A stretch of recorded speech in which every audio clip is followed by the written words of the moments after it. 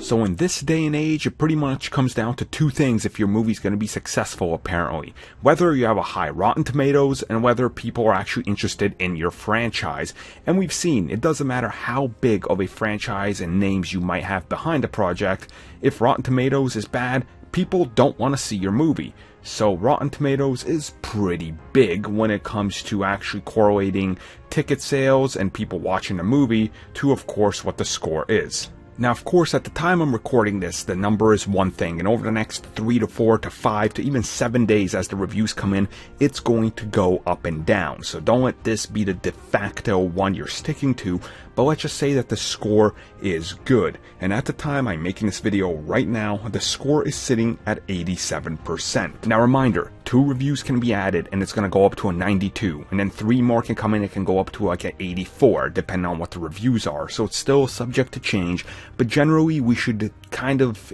be comfortable with understanding this is probably going to be somewhere in the 80s, or if by some miracle a bunch of reviews come in that totally praise it from top to bottom in every aspect, then it could end up in those 90s. But of course the big factor here is Rotten Tomatoes is for many people going to decide if they're seeing this movie, and seeing a score like that, and undoubtedly the movie's going to get certified fresh, so that has all the indications that the movie is probably going to be big this weekend. Now, of course, the reason this whole Rotten Tomatoes thing is so big and so important, it's like when you look at the poster and you look at the ad, or you're just browsing through, you see that fresh, and now everybody understands what these things are. They're more inclined to see it, and they're slapped all over movie posters and advertisements and commercials. So it's a very popular thing now to know what this is, and having a score that's in the high 80s is going to be huge. Now, of course, I don't think anybody was expecting this movie to tank or anything just because the first one was great, and it seems like by all the reviews that are coming in and the scores and everything, how people are balancing it out,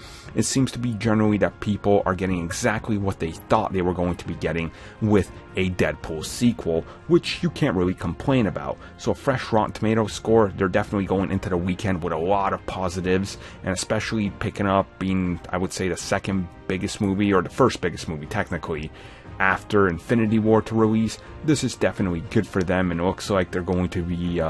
celebrating this weekend.